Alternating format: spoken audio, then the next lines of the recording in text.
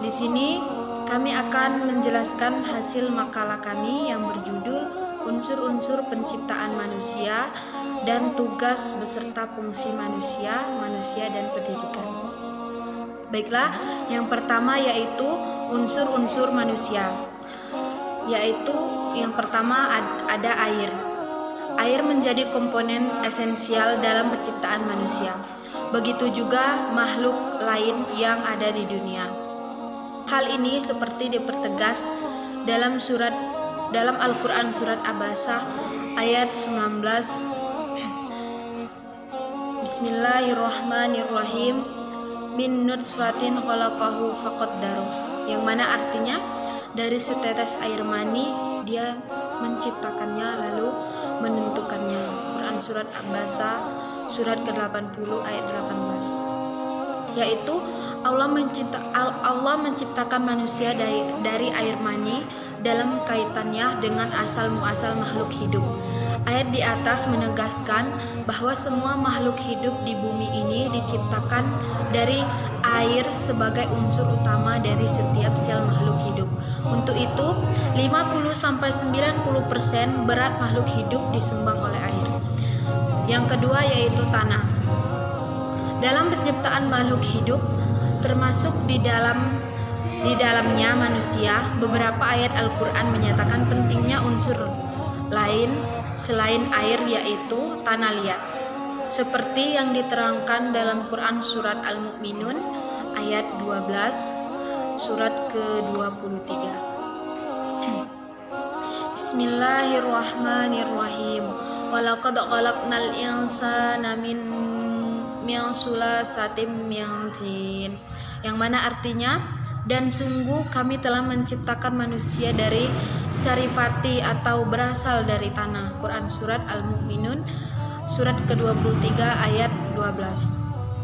Ayat ini mengindikasikan bahwa tanah mengandung unsur-unsur yang diperlukan bagi proses kehidupan. Yang ketiga yaitu ruh. Dalam penciptaan manusia, ruh atau jiwa adalah paling terakhir dipasang ke dalam jasad manusia. Pemasangan terakhir ruh yang merupakan unsur non-material selain air dan tanah ini dijelaskan dalam Al-Quran surat As-Sajdah ayat 7-8. Ayat tersebut menjelaskan bahwa kehidupan manusia dimulai ketika ruh ditiupkan ke dalam jasad yang sedang dalam penyempurnaannya di rahim. Ketika ruh tersebut masuk, saat itu manusia dikatakan sudah menjalani kehidupannya. Selanjutnya yang akan disampaikan oleh saudara Riko Adi Putra, kami persilakan. Saya akan melanjutkan penjelasan dari saudari Jelita. 2. Tugas dan fungsi di dunia. Dari beberapa pendapat ahli tafsir dapat dipahami bahwa tugas hidup manusia yang merupakan amanah dari Allah itu pada intinya ada dua macam, yaitu Abdullah menyembah atau mengabdi kepada Allah, dan khalifah Allah yang keduanya harus dilakukan dengan penuh tanggung jawab. Tugas manusia sebagai Abdullah, hamba Allah, merupakan realisasi dari mengembang amanah dalam arti memelihara beban atau tugas-tugas kewajiban dari Allah yang harus dipatuhi. Kalimat la ilaha illallah atau kalimat tauhid dan atau makrifah kepadanya. Sedangkan khalifah Allah merupakan realisasi dari mengembang amanah dalam arti memelihara, memanfaatkan atau mengoptimalkan penggunaan segala anggota badan, alat-alat potensial termasuk indera, akal dan kalbu, atau potensi-potensi dasar manusia guna menegakkan keadilan, kemakmuran dan kebahagiaan hidup.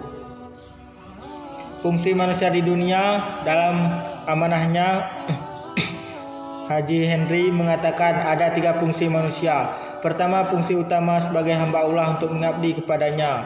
Kedua, fungsi utama sebagai khalifah di muka bumi. Dan ketiga, sebagai fungsi operasional sebagai memakmurkan bumi. Yang ketiga, manusia dan pendidikan. Manusia diciptakan oleh Tuhan di dunia ini adalah untuk beribadah kepadanya dan juga menjadikan khalifah di muka bumi ini. Dalam Al-Quran, manusia sering disebut sebagai Al-Insan yang menurut Ibnu Mansur berasal dari 3 tiga akar kata, yaitu an-nasa, an-nasa, dan nasia. Kata pendidikan dalam KBBI adalah proses pengubahan sikap dan tata laku seseorang atau kelompok orang dalam usaha mendewasakan manusia melalui upaya pengajaran dan pelatihan. Dapat disimpulkan bahwa pendidikan itu bertujuan untuk mengembangkan potensi yang ada pada diri manusia agar manusia dapat menjadi pribadi yang lebih baik. Pendidikan ini sangatlah penting bagi kehidupan manusia karena memiliki kekuatan yang besar untuk dapat membentuk manusia-manusia terdidik yang tahu akan tujuan hidup dan juga dapat merealisasikan potensi dirinya. Dan manusia dan pendidikan ini tidak bisa dipisahkan karena manusia memerlukan pendidikan. Karena kalau tidak memiliki pendidikan, tidak akan bisa berpikir secara rasional. Sekian penjelasan dari kami. Saya kembalikan kepada Saudari Jelita. Itulah penjelasan dari kami kelompok 1. Bila ada kata yang salah kami mohon maaf. Kepada Allah kami sama-sama mohon ampun. Kami akhiri. Wassalamualaikum warahmatullahi wabarakatuh.